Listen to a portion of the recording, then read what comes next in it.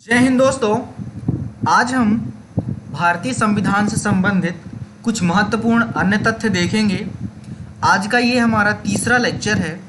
इसके पहले हमने 2 लेक्चर और लिए हुए हैं, जिसके पहले लेक्चर में हमने संविधान की परिभाषा, संविधान सभा की मांग और संविधान की मांग सबसे पहले किसने की और उसकी कुछ महत्वपूर्ण बैठक कब हुई, कैसे हुई और उसकी अध्यक्षता किसने की और प्रस्तावना की जो शुरुआत है या प्रस्तावना को जो प्रस्तावित हुआ वो कब हुआ, इसके बारे में हमने पहले लेक्चर में देखा। दूसरे लेक्चर में हमने संविधान सभा की कुछ समितियां देखी। संविधान सभा की जो समितियां थीं उनके बारे में भी बहुत अच्छे तथ्य देखे। प्रारूप समिति के जो अध्यक्ष थे उनके बारे में भी पढ़ा। और आज हम संविधान सभा के कुछ अन्य तथ्य देखेंगे, जिसमें हम सबसे पहले ये देखेंगे कि संविधान का प्रभाव में आना कैसे हुआ। उसके बाद में संविधान के कुछ अनुच्छेद 1950 के पहले लागू हो गए थे, तो वो कौन कौन से अनुच्छेद हैं जो पहले लागू हुए थे। उसके बाद में कुछ आवश्यक तथ्य और देखेंगे और साथ ही साथ संविधान सभा की जो आलोचना है, किस व्यक्ति ने क्या संविधान को कहा, ये चीज़ें हम देखेंगे। तो चलिए शुरू करते हैं आज का ये लेक्चर और देखते हैं क्या कुछ है पढ़ने के लिए। तो सबसे पहले हम बात करेंगे संविधान सभा का प्रभाव में आना। संविधान सभा, माफ करना, संविधान का प्रभाव में आना। तो संविधान को डॉक्टर भीमराव अंबेडकर जी ने 4 नवंबर 1948 को लिख के इसका अंतिम प्रारूप रख दिया था। और उसके बाद में इसमें जो गलतियां थीं उनके बारे में पहली बार 15 नवंबर 1948 को पहली बार उनकी गलतियों पर सोचा गया। तो पहला ऑप्शन ये है कि 4 नवंबर 1948 को अंबेडकर जी ने हमारे संविधान का अंतिम प्रारूप रखा था, ठीक। और उसके बाद में 15 नवंबर 1948 को पहली बार इस संविधान की गलतियों पर विचार करना शुरू हुआ था। उसके बाद में इसकी जो बीच की गलतियां थीं वो लगभग उनके बारे में समय समय पे उनमें विचार होते रहते थे। और आखिरी जो गलती थी, आखिरी गलती के बारे में जो इन्होंने सोचा था वो 14 नवंबर 1949 14 नवंबर 1949 को आखिरी बार इसकी गलतियों पे सोचा गया। इस समय पे संसद में कुल 299 सदस्य हुआ करते थे। इस समय पे संसद में 299 सदस्य हुआ करते थे, जिसमें उस समय पे जो उपस्थित सदस्य थे वो थे 284 कुल सदस्य उपस्थित थे 299 में। और इसके बाद में 26 नवंबर 1949 को हमारे संविधान के कुछ अनुच्छेद लागू हो जाते हैं। हमने ज़्यादातर ये पढ़ा है कि 26 जनवरी 1950 को हमारा संविधान लागू हुआ, लेकिन उसके पहले ही संविधान के कुछ अनुच्छेद जो कि 26 नवंबर 1949 को लागू कर दिए गए थे, उसके बाद में 26 जनवरी 1950 को पूर्णतः संविधान लागू हो गया था। तो अब हम ये देखते हैं कि 26 नवंबर 1949 को वो कौन कौन से अनुच्छेद थे जो लागू किए गए थे। तो देखते ये हैं कि 26 नवंबर 1949 को नागरिकता, चुनाव, संसद, अस्थायी नियमों से जुड़े कुछ प्रावधान के अनुच्छेद लागू कर दिए गए थे। किन किन चीज़ों से रिलेट करते थे वो अनुच्छेद? नागरिकता, चुनाव, संसद, अस्थायी नियमों से जुड़े कुछ प्रावधान के अनुच्छेद लागू कर दिए गए थे। और उसके बाद में 26 नवंबर 1949 के दिन संविधान लागू होने के बाद इसकी प्रस्तावना को लागू किया गया था। इसकी प्रस्तावना सबसे पहले किसने दी थी? उनका नाम था पंडित जवाहरलाल नेहरू। पंडित जवाहरलाल नेहरू ने संविधान सभा की तीसरी बैठक में, जो कि 13 दिसंबर 1946 को हुई थी, उस तीसरी बैठक में पंडित जवाहरलाल नेहरू द्वारा संविधान की प्रस्तावना को पहली बार प्रस्तुत किया गया था। और उसके बाद में 12 जनवरी 1947 को इसे सब ने स्वीकार कर लिया था। ये फैक्ट आप याद रखिएगा, कई बार क्वेश्चंस पूछा गया है। उसके बाद में अगला तथ्य देखते हैं कि 26 जनवरी 1950 को संपूर्ण संविधान को लागू कर दिया गया। उसके बाद में उस समय पे 26 जनवरी 1950 में जब हमारा संविधान लागू हुआ था तब 395 अनुच्छेद थे और 8 अनुसूचियां थीं। वर्तमान में मूल रूप से 395 अनुच्छेद ही हैं, लेकिन इसमें कुछ सब पार्ट जोड़ दिए गए हैं, जिसकी वजह से टोटल अनुच्छेद अगर देखा जाए तो लगभग 470 अनुच्छेद हो गए हैं और 12 अनुसूचियां हो गई हैं। ये चीज़ भी आप याद रखिएगा। उसके बाद में अब हम ये देखते हैं कि 26 जनवरी 1949 में जो अनुच्छेद लागू हुए थे वो कौन कौन से थे। कुछ अनुच्छेद के बारे में हम यहाँ बताएंगे और उसके बाद में हम जब अनुच्छेद के बारे में अच्छे से समझेंगे तो वो सारे अनुच्छेद बहुत अच्छे से डिस्कस करेंगे जो हम अभी उनको डिस्कस नहीं कर पाएंगे। ठीक है, तो अनुच्छेद हम 5 की बात करते हैं। तो अनुच्छेद 5 में हुआ, अनुच्छेद 5 में क्या था कि संविधान में जो प्रारंभिक नागरिकता दी जाती थी वो किस प्रकार से दी जाएगी, इसके बारे में बताया गया था। उसके बाद में अनुच्छेद 6 में कोई भी व्यक्ति पाकिस्तान से अगर आता है तो उसको किस प्रकार की नागरिकता मिलेगी। अनुच्छेद 7 में अगर कोई भी व्यक्ति भारत से पाकिस्तान जाता है तो उसको किस प्रकार की नागरिकता दी जाएगी, इस चीज़ के बारे में बताया गया था।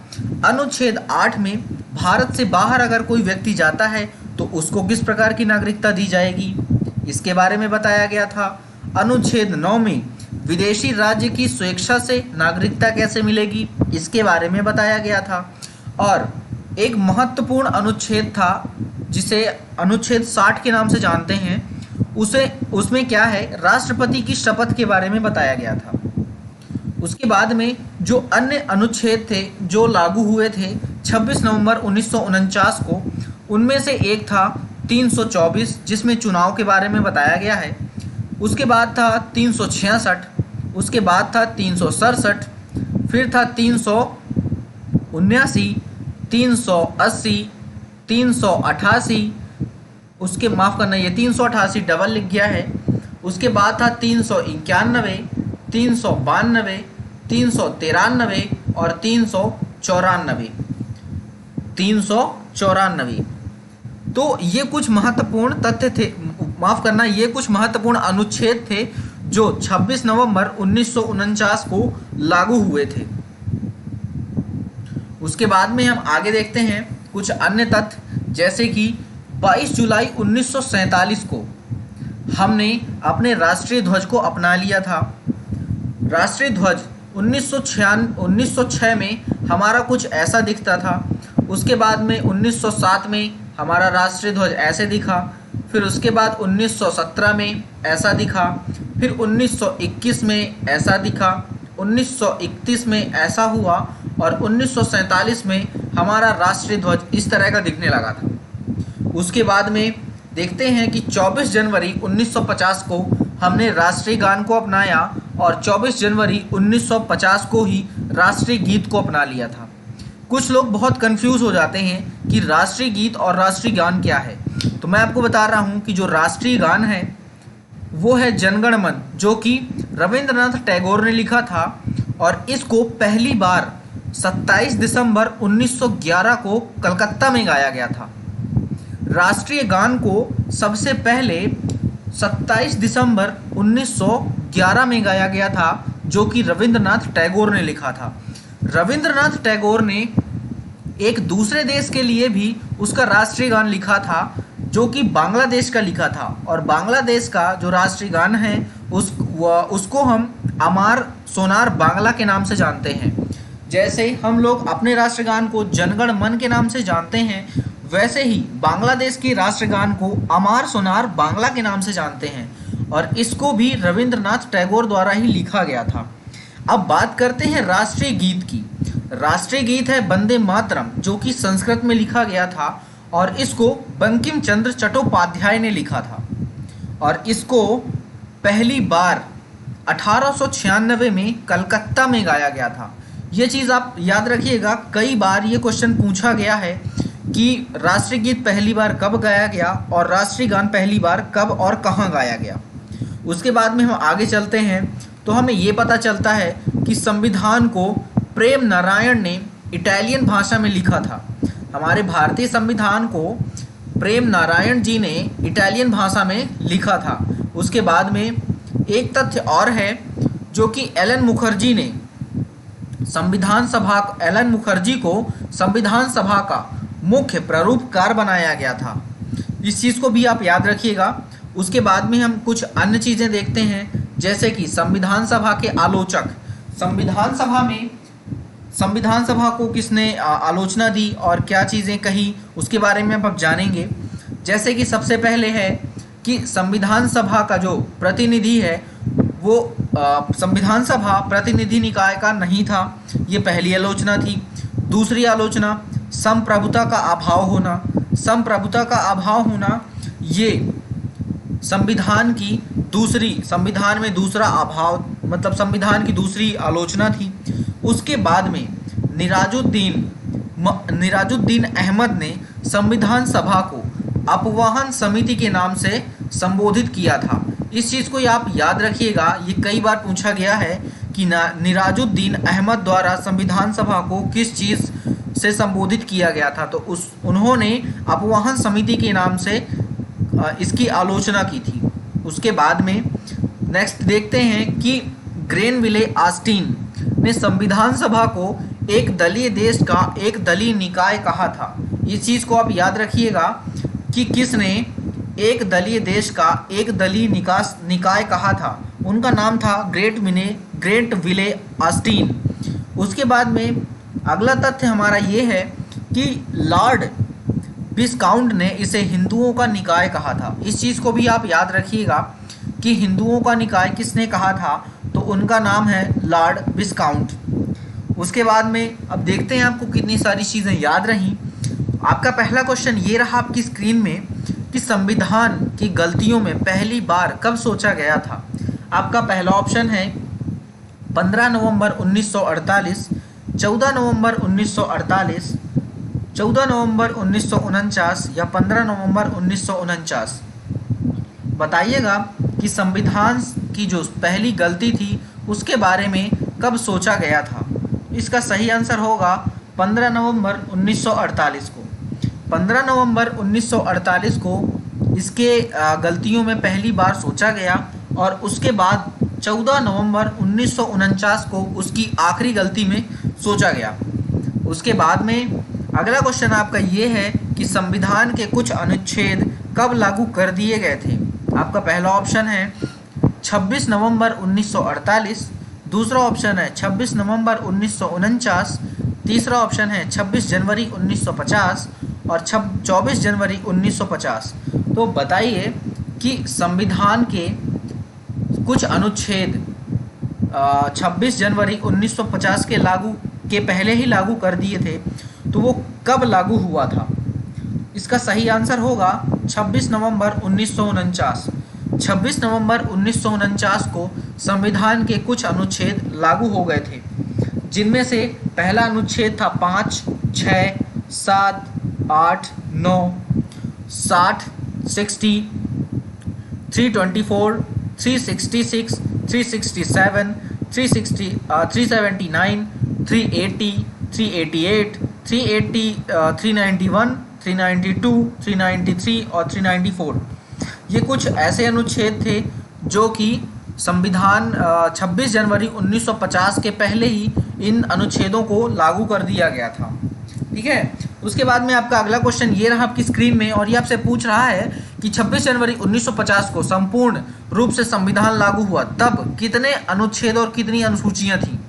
आपका पहला ऑप्शन है 395 अनुच्छेद थे और 9 अनुसूचियां थी। 395 अनुच्छेद और 8 अनुसूचियां थी।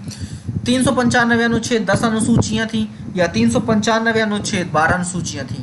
बताइएगा कि 26 जनवरी 1950 को जो संपूर्ण रूप से संविधान लागू हुआ था तब कितने अनुच्छेद और उनकी कितनी अनुसूचियां थी। इसका सही आंसर होगा 395 अनुच्छेद थे और 8 अनुसूचियां थी। वर्तमान समय में 12 अनुसूची हो गई हैं और मूल रूप से देखा जाए तो 395 अनुच्छेद ही हैं, लेकिन इसके अंदर कुछ सब पार्ट बना दिए गए हैं, जिसको कुल मिला के अगर देखा जाए तो 470 अनुच्छेद हो गए हैं और 12 अनुसूचियां हो गई हैं। उसके बाद में आपका अगला क्वेश्चन ये है कि अनुच्छेद 60 में क्या बताया गया है? राष्ट्रपति की शपथ, पाकिस्तान जाने पर नागरिकता, संविधान प्रारंभिक नागरिकता या पाकिस्तान से आने पर नागरिकता। बताइएगा कि अनुच्छेद 60 में क्या बताया गया है। तो इसका सही आंसर होगा राष्ट्रपति की शपथ। उसके बाद में आपका अगला क्वेश्चन ये रहा आपकी स्क्रीन में और ये आपसे पूछ रहा है कि 26 नवंबर 1949 में इनमें से कौन सा अनुच्छेद लागू नहीं हुआ था? 324, 61, 60 और 380। बताइएगा कि 26 नवंबर 1949 को इनमें से कौन सा अनुच्छेद लागू नहीं किया गया था। तो इसका सही आंसर होगा अनुच्छेद 61। अनुच्छेद 61 को 26 नवंबर 1949 में लागू नहीं किया गया था, इसको 26 जनवरी 1950 में लागू किया गया था। उसके बाद में अगला क्वेश्चन आपका ये रहा आपकी स्क्रीन में और ये आपसे पूछ रहा है कि संविधान सभा को एक राष्ट्रीय देश का